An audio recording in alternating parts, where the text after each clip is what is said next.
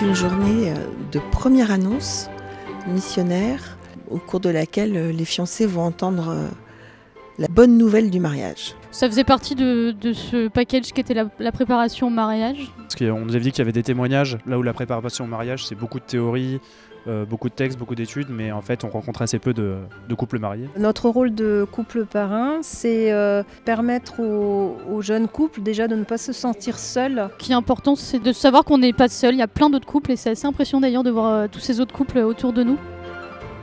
C'est une rencontre des couples de fiancés avec une église joyeuse et puis peut-être une rencontre avec Jésus. L'équipe d'animation nous a demandé de venir témoigner de ce que le Seigneur est venu sauver dans notre vie affective. Il y a un mot qui me vient en particulier quand je pense à cette journée, c'est le mot concret. Les fiancés qui parfois sont loin de l'église ont besoin de faire une expérience concrète de ce que c'est que l'église.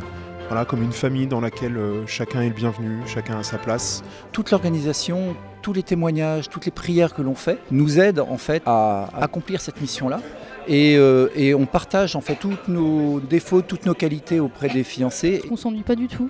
Aujourd'hui, on a été surpris en fait même à plusieurs reprises par les témoignages, par les rencontres qu'on a fait. Je pense que des gens éloignés de la foi peuvent peut-être penser que c'est un peu le Catholand où tout le monde est bien sous tout rapport. Bah non, en fait, il y a des gens de tous horizons. Il y a des personnes qui se marient, qui visiblement ont plus de 50 ans. L'essentiel du message, c'est de leur démontrer par notre présence, par la durabilité de nos couples qui ne sont pas parfaits, leur spiritualité les conduira à travers toutes les épreuves de la vie vers une vie heureuse et qui pourra être un cadeau pour les autres aussi. Le principal, c'est remettre votre vie personnelle, votre vie affective et votre vie de couple, de famille entre les mains du Seigneur et de lui faire confiance.